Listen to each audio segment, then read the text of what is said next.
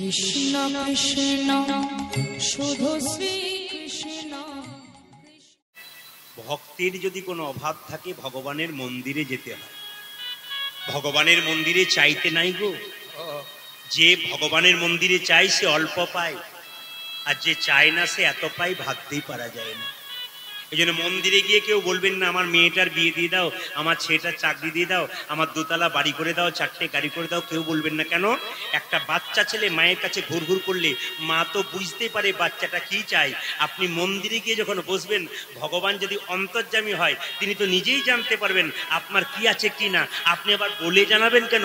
তিনি তো জানেন কি আছে কি না। যেটা দরকার তোমার, যেটা নিলে তোমার লাভ হবে, সেইটাই তিনি দেবেন। আস্তে আস্তে ভগবান আর দেবতার মধ্যে ভগবান আর দেবতাদের মধ্যে তফাৎটা কি? মন দিয়ে শুনবেন। ভগবান আর দেবতাদের মধ্যে তফাৎটা কি? ভগবান হলো নিজের বাবা মায়ের মতো, আর দেবতা হলো পাড়া প্রতিবেশীর মতো। মন দিয়ে শুনবেন। প্রমাণটা কি? ভগবান যা দেবে একটাই দেবে, সেইটাই তোমার মঙ্গল হবে। দেবতার কাছে চাইবেন 10টা 9টা পাবেন, মঙ্গল অমঙ্গলের ব্যাপার নেই। আমি প্রমাণ দিয়ে দিই। যেমন আপনার বাড়ির ছেলেটা আপনার বাড়িতে একাতে আছে, আপনি কাজে গেছেন, বাড়ির ছেলেটা একটা আইসক্রিম খাবে, 10 টাকার নোট নিয়ে গেছে, 2টো আইসক্রিম পাওয়া যায়। তো সঙ্গে সঙ্গে পাড়ার কাকাকে বলছে, ও কাকু আমাকে একটা আইসক্রিম কিনে দাও, প্রচন্ড ভিড়, আমি ঢুকতে পারছি না। পাড়ার কাকু কি করলো? 2টো আইসক্রিম কিনে দিল।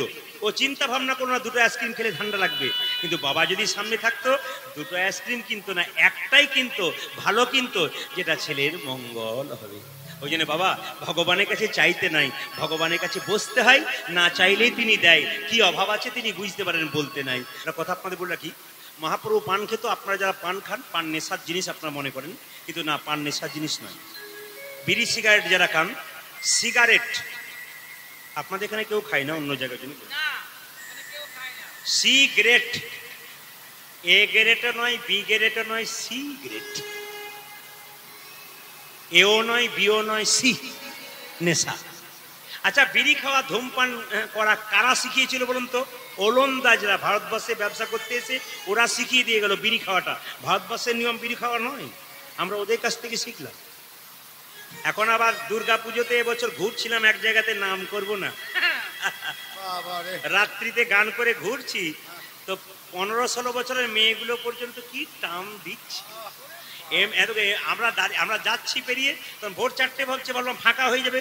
বাবা ফাঁকা কেন? তোমার তো ঝাঁকে ঝাঁকে কিলবিল কিলবিল করছে। ওর ফাঁকও দেখছি আমার ভক্ত প্রচুর আছে, কম বয়সে গুলো। প্রদীপ পাল নয়, ডাকছে আর কি, প্রদীপ পাল নয়, সব এসে প্রণাম করছে ওই ঝাঁকে ঝাঁকে। ওর মধ্যে 2-4 জন মেয়ে, অবাক হয়ে যায় মেয়েগুলো।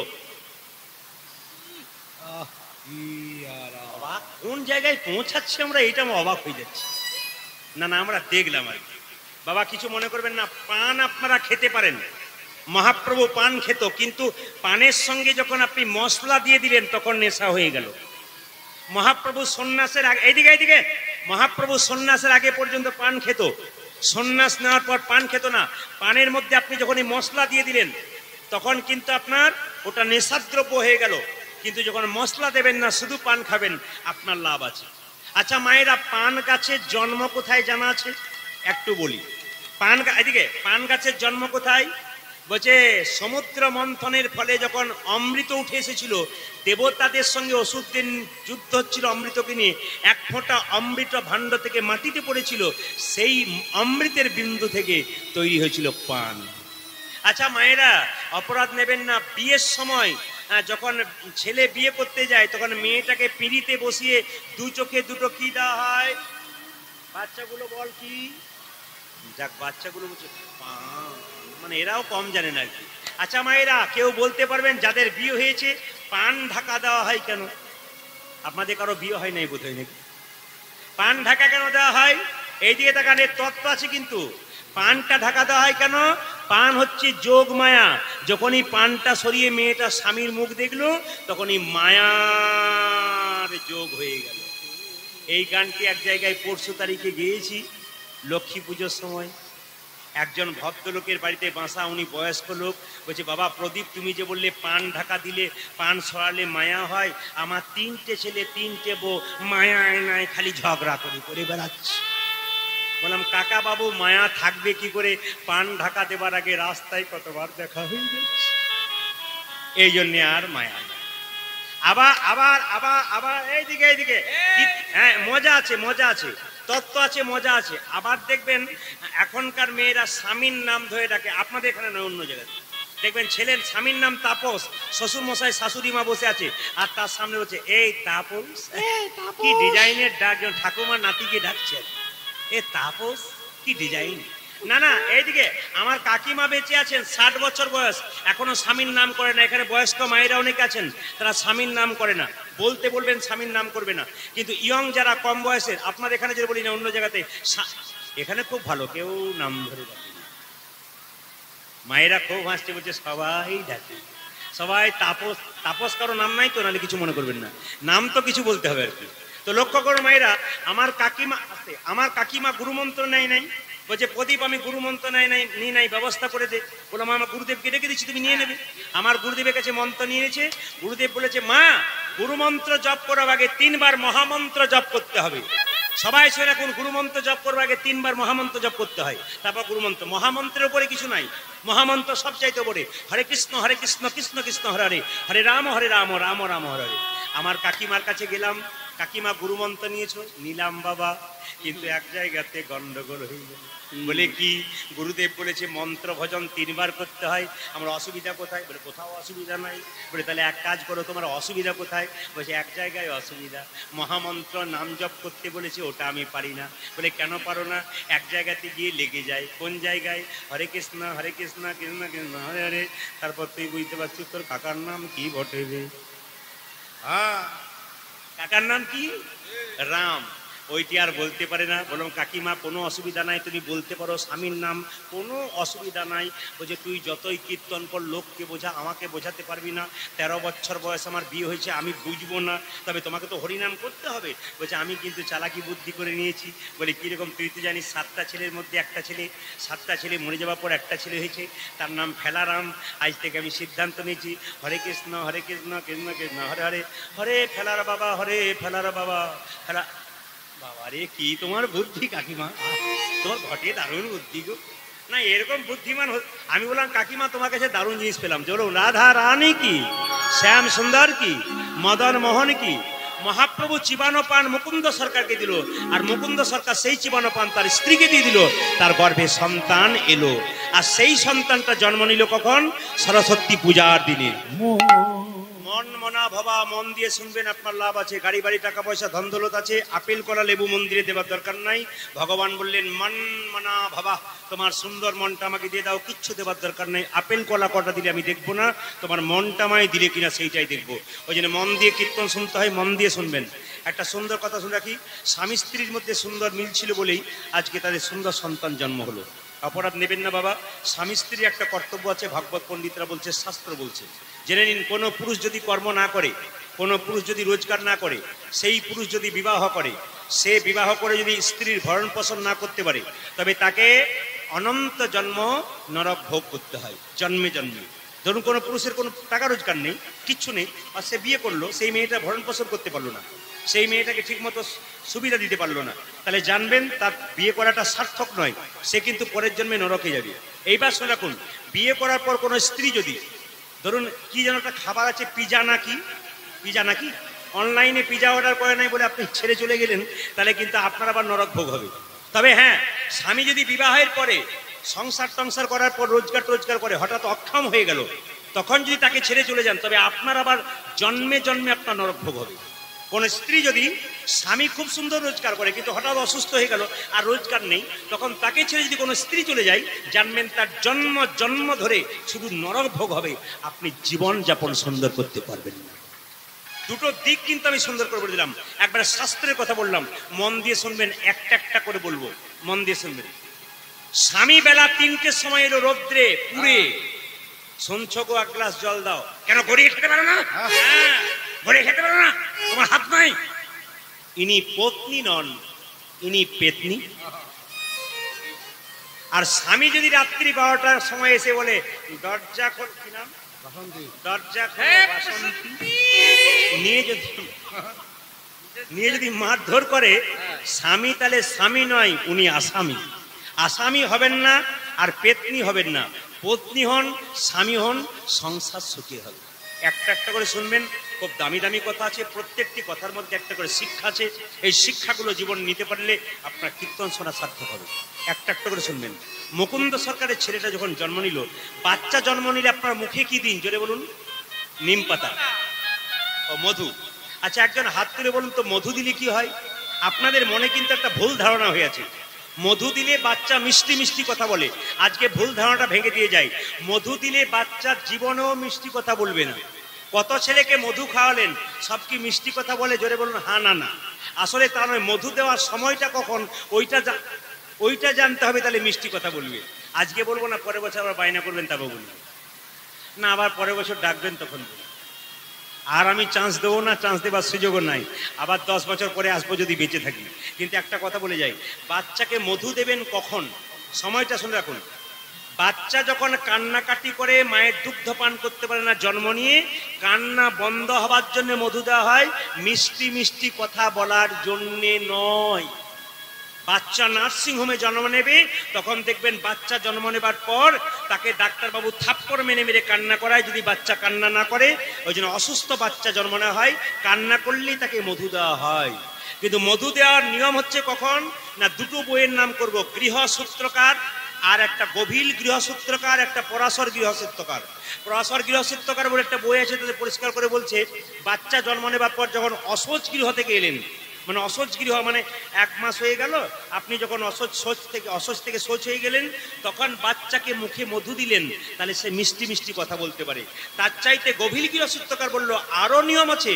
যদি অন্নপ্রাশনের দিনে বাচ্চাকে কোলে নিয়ে সূর্যদেবের দিকে তাকানো করালেন, তাকানোর পরে বাচ্চাটাকে মাটিতে শুয়ে দিলেন ধরিত্র দেবীর কাছে, শুয়ে দেওয়ার পর আপনাকে মা ধরিত্রীকে কাছে শুয়ে দিয়ে সূর্যদেবের কাছে মা প্রার্থনা করবে, হে সূর্যদেব, আমার ছেলে বা মেয়ে যেন উজ্জ্বল হয়, তোমার মতো জ্যোতির্ময় হয়, এটা প্রার্থনা করতে হয়। তারপর মধুটা মুখে দিলে 100% গ্যারান্টি দিচ্ছে গভীর গৃহসূত্রকার, বাচ্চা অবশ্যই মিষ্টি মিষ্টি কথা বলবে। এগুলো কেউ করেছেন? বলে আজ থেকে জানলাম, পরের বছর চান্স দেখবো একবার। সবাই মিলে মায়েরা কি করলো, মধু কেনার পয়সা নেই। আরে বাবা, পয়সা যদি আসে, সরস্বতী পুজোর দিনে দোকান খোলা নেই, কি করলো, 2 কানে শোনাই এলো মধুর হরিনাম। কিছু মনে করবেন না। আপনাদের বাচ্চা ছেলের নাম কি রেখেছেন? কৃষ্ণ বিষ্ণু নারায়ণ। কিন্তু রঘুনন্দন নাম রাখলো, আপনার ছেলের নাম কৃষ্ণ বিষ্ণু নারায়ণ রাখবেন, আপনার লাভ আছে। মেয়েদের নাম দেবদেবীর নামে রাখবেন, দেবীর নামে আপনার লাভ আছে। মহাপুরুষের ছবি দেখছেন, ছেলের নাম বিদ্যাসাগর রাখুন, রবীন্দ্রনাথ রাখুন। বড় হলে যারা বড় বড় বিজ্ঞানী বলছেন, মনোবিজ্ঞানী, তারা বলছেন যদি বড় বড় মহাপুরুষের নামে বাচ্চাদের নাম রাখা হয়, মনটা কিন্তু তাদের কিছু দিকে এগিয়ে যায়, মহাপুরুষরা বলছেন। এবং বড় বড় মনোবিজ্ঞানীরা বলছেন, ওই জন্য মহাপুরুষের নাম ধরে বাচ্চার নাম রাখবেন, দেখবেন কাজ হয়ে যাবে। নাম রাখলো কি, রঘুনন্দন। অপরাধ নেবেন না। এই যে প্রদীপ পালকে আপনারা দেখতে পাচ্ছেন ইউটিউবের মাধ্যমে 4 থেকে 5 বছর ধরে, কিন্তু তার আগে আমি কি গান করতাম না? ঝাড়খণ্ডে প্রচুর গান করতাম, মালদা, নদিয়া, মুর্শিদাবাদে প্রচুর গান করে নিয়েছি। কিন্তু নিবেদন আপনাদের, তখন তার মোবাইল ছিল না, অনেক আগে, তখন কিন্তু বাড়িতে গিয়ে বায়না করতে হয়। তারপর ইউটিউবের মাধ্যমে এখন দেশ বিদেশে যাওয়া শুরু হচ্ছে আস্তে আস্তে। দেশ বিদেশে এখনো যাইনি, যাবার জন্য চেষ্টা চলছে প্রচুর, কিন্তু আমি চাপ সময় দিতে পারছি না। রাজ্যে রাজ্যে যাই, জেলায় জেলায় যাই। আপনাদের কাছে নিবেদন রইল, আমি ঝাড়খণ্ডে প্রচুর গান গাইতাম, ছেলের নাম ভগবানের নামের সঙ্গে রাখুন। একজন ভদ্রলোক এসে বলছে, প্রদীপবাবু, আমার ছেলে মেয়ে নাই, আমার স্ত্রী খুব মনে দুঃখ, একটু ভগবানের কাছে বলে দেবেন যেন আমার ছেলে হয়। বরং আপনার ঘর ভেঙেছে, আপনি দরখাস্ত করবেন, আমি কেন করবো? বলছে না, আপনারা বললে কাজ হয়। বললাম আমি ঠিক আছে, বলে দেবো, প্রভু একটা সন্তান দাও। ও ডেকেছিল, সন্তান পেয়েছি। 1 বছর পর কীর্তন শুনতে এসে বলছে, প্রদীপবাবু ছেলে হলো, নাম কিন্তু আপনাকে রাখতে হবে। আমি বললাম তাহলে তোমার কোন ডেটে ছেলেটা হয়েছে, কোন তিথি নক্ষত্র একটু বলো, আমি নাম রাখবো। ও সব কিছু বললো। বললাম তোমার ছেলের নাম হিসাব মতো যা হচ্ছে, তাদের নাম হলো দিগম্বর। কি নাম রাখলাম জেনে বলুন? দিগম্বর। দিগম্বর। আবার 1.5 বছর পরে ওই জায়গাতে গান করতে গেছি, তখন উনি এসে বলছেন, প্রদীপবাবু এবছর আরেকটি হয়েছে, নাম কিন্তু আপনাকেই রাখতে হবে। আমি বললাম তাহলে এক কাজ করো, কোন দিনে জন্ম নিয়েছে, আবার তিথি নক্ষত্র সব বলো, নাম রাখবো, সব বললো। বললাম এবার তোমার ছেলের নাম হলো কৃষ্ণদাস। হলো না, বলছে চলবে চলবে না। মানে কেন? ম্যাচিং চাই। আপনারা বাজারে ম্যাচিং করেন না জামা কাপড়ে? বাড়ি করছেন তাও ম্যাচিং। বলছে ম্যাচিং নাম চাই, দিগম্বর বর্বর, কিছু একটা করুন। বললাম তাহলে তুমি যখন ম্যাচিং নাম চাইছো, তাহলে দিগম্বর বড়টার নাম রাখলাম, মেজরটার নাম রাখলাম নটম্বর। নটম্বর। ও বললো দারুণ করেছে। এখন লক্ষ্য করুন, ও কি বললাম ঠিক আছে অসুবিধা নেই, বলে কোনো অসুবিধা নেই। আবার 2 বছর পর ওদের পাশের গ্রামে গান করতে গেছি, এসে বলছে প্রদীপবাবু আবার একটি আবার নাম কিন্তু আপনাকেই রাখতে হবে। বললাম কি নাম রাখবো? বলছে এবার ম্যাচিং চাই। বললাম তাহলে দিগম্বর বড়টার নাম রেখেছি, মেজরটার নাম নটম্বর, 3 নম্বরটার নাম রাখলাম সীতাম্বর। বললাম আর আসবে না, খবরদার আর আসবে না, এবার এলে কিন্তু তোমার একদিন কেউ একদিন। বলছে না আমি আর আসবো না। কিছু মনে করবেন না মায়েরা, 3-4 বছর পর আবার গেছি, গিয়ে দেখছি ভদ্রলোক সামনেই বসে আছে, দিগম্বর নটম্বর আর সীতম্বরকে নিয়ে বসে। বলছে দাদা আবার এসছে। বললাম না কীর্তন শুনতে এসছি, নিশ্চয় ওনার স্ত্রী কোথাও বসে আছে, এখনই আসবে।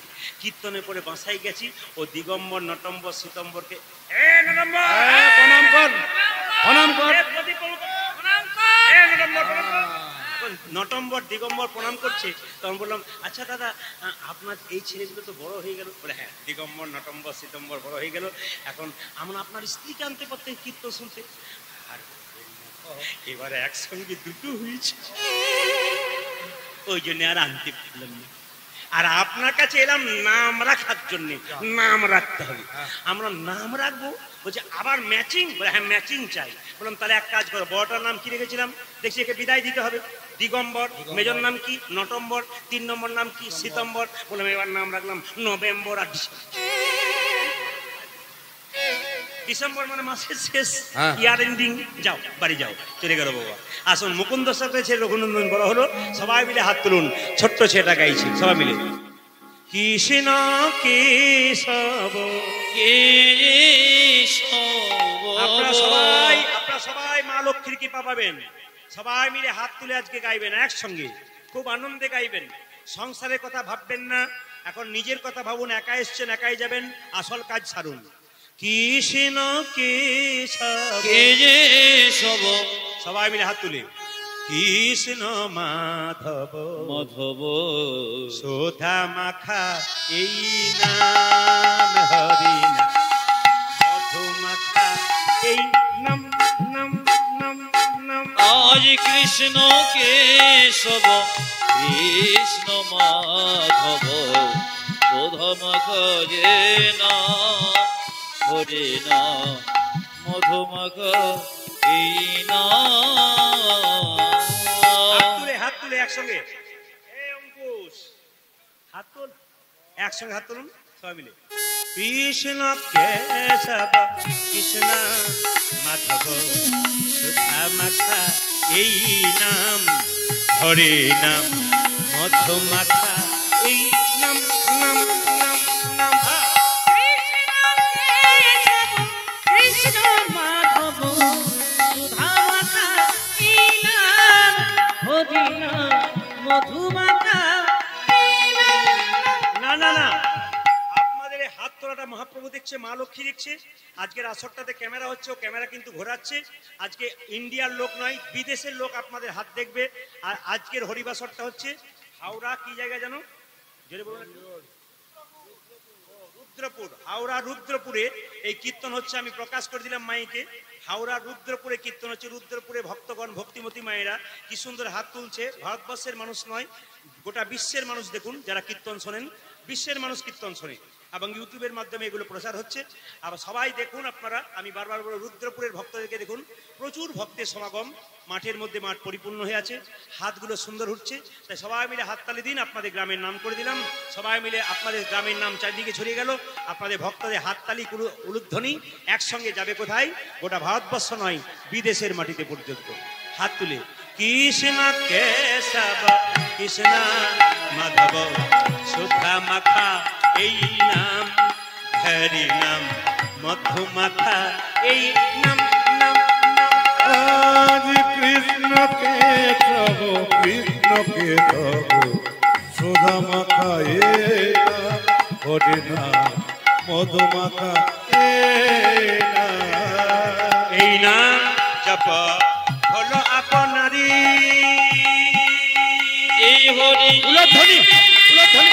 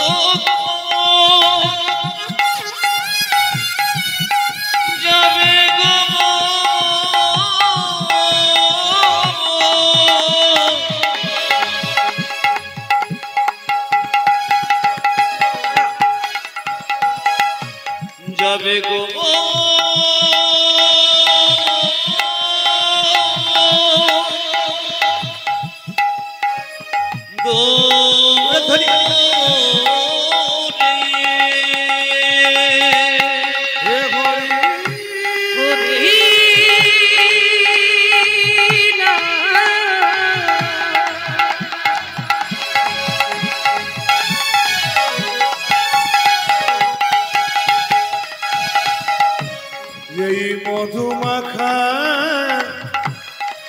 কৃষ্ণ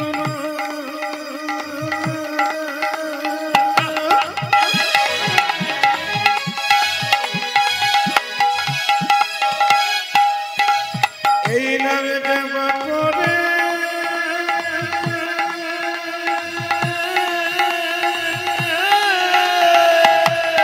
ধ্বনি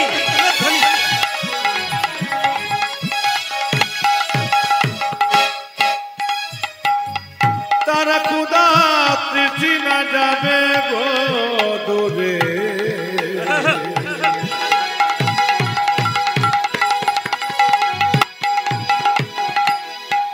এই মধুমাখানা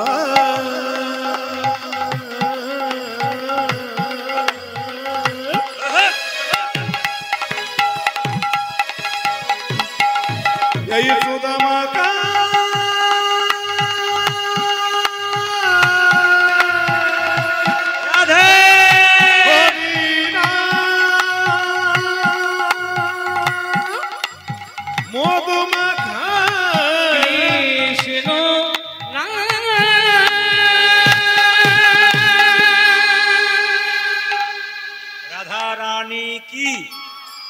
মুকুন্দ সরকার যখন এই জিনিস পেয়ে গেল, গাইতে গাইতে ঘর আসছে, ওই আমি কোথায় গেলে পাবো গো দেখা দেখো আমার ঘন শ্যাম,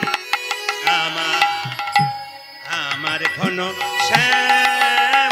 ওই আমি কোথায় গেলে পাবো গো দেখো আমায় গণ শ্যামে, আমায় গণ শ্যামে। ওই আমি কোথায় গেলে পাবো গো দেখা আমায় গণ আমায় বাতাসে কোথায় আমার কৃষ্ণ কানা, ওরে কানা রে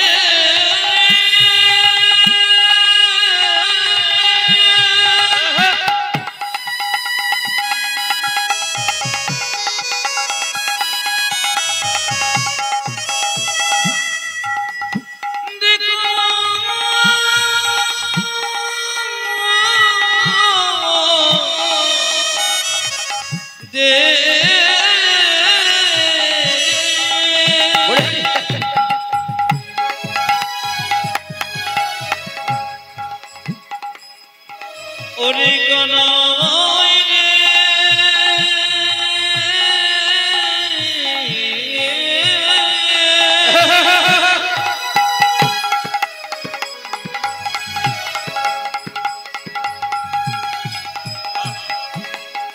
একেবারে দেখা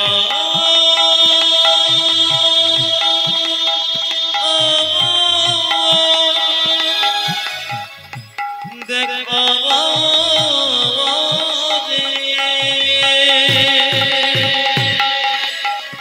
কোথায় আমার কৃষ্ণ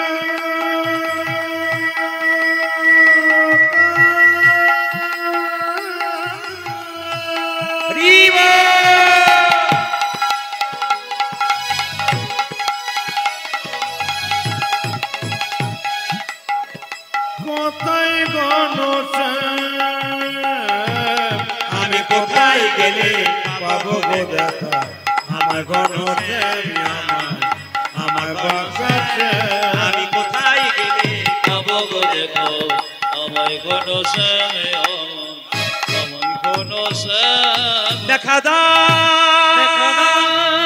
হে গোবিন্দ, দেখা দাও হে গোপীনাথ, দেখা দাও হে গোবিন্দ, দেখা দাও।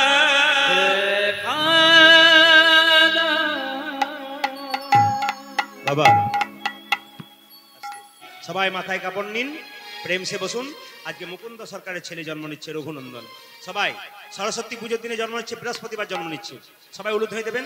আহায় হেন কালে জন্মিল শ্রী রঘুনন্দন, হেন কালে জন্মিল শ্রী রঘুনন্দন, কালে জন্মিল শ্রী রঘুনন্দন। জন্ম নিল রে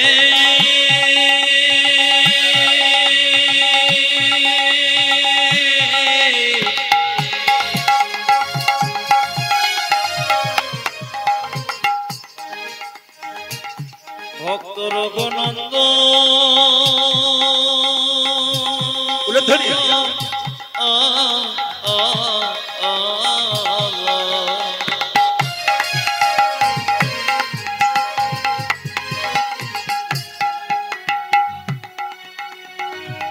হেন করে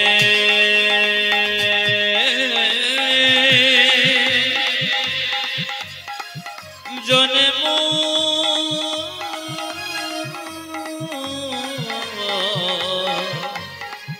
নিল রে,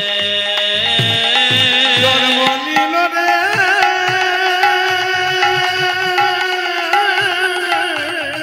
উলুধ্বনি।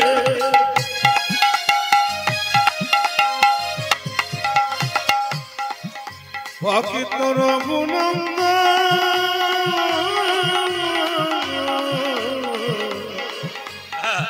জন্ম নিল রে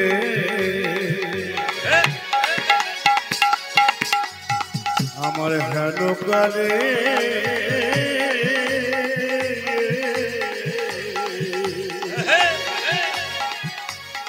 জন্ম নিল জন্ম নিল জন্ম নিল হেন কালে জন্মিল শ্রী রঘুনন্দন। ও যে মুকুন্দ দাসেরই তাহা আনন্দিত মন, আহা মুকুন্দ দাসের তাহা আনন্দিত ও যে মন। মুকুন্দ দাসেরই তাহা আনন্দিত মন। আজ মুকুন্দ দাসের হয় আনন্দিত মন। আনন্দ ধরে না, আনন্দ ধরে না, আনন্দ ধরে না, মুকুন্দ দাসের মনে আনন্দ ধরে না। ওরা যে মুকুন্দ দাসের মনে আনন্দ ও ধরে যে মুকুন্দ দাসের মনে পুত্রের বদন, আমার মুকুন্দ দাসের মনে, পুত্র বদন আমার মুকুন্দ দাসের মনে, পুত্র বদন আমার মুকুন্দ দাসের মনে, পুত্র বদন আমার মুকুন্দ দাসের মনে, পুত্র বদন আমার মুকুন্দ দাসের মনে।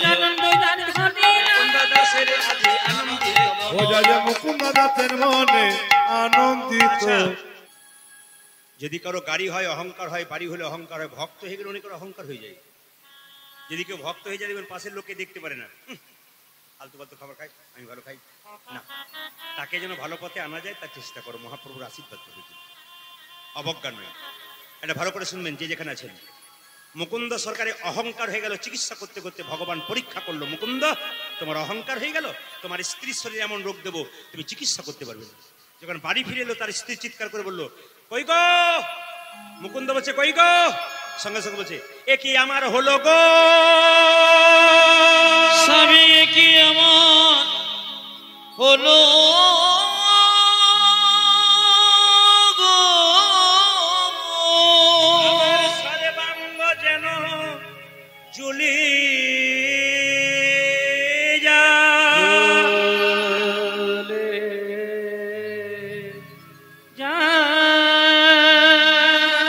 কি আমার হলো গো? এ কি আমার হলো গো? দেখি দেখি দেখি দেখি দেখি দেখি তোমার কি হয়েছে দেখি। আমি সারা বাংলা চিকিৎসা করছি, তোমার রোগ ভালো। দেখি দেখি তোমার জিভটাকে দেখি, দেখি তোমার চোখ দেখি, দেখি তোমার হাত দেখি, দেখি তোমার পা দেখি। একই আমি সারা বাংলা চিকিৎসা করছি, আমার স্ত্রী রোগ ধরতে পারছি না। রাত্রিবেলায় মহাপ্রভু মন্দিরে মুকুন্দ সরকার কাঁদছে, প্রভু বলে দাও, প্রভু তুমি বলে দাও, আমি সারা বাংলা চিকিৎসা করছি, আমার স্ত্রী রোগ ধরতে পারছি না। আমি সারা বাংলা চিকিৎসা করছি, আমার স্ত্রী রোগ ধরতে পারছি না।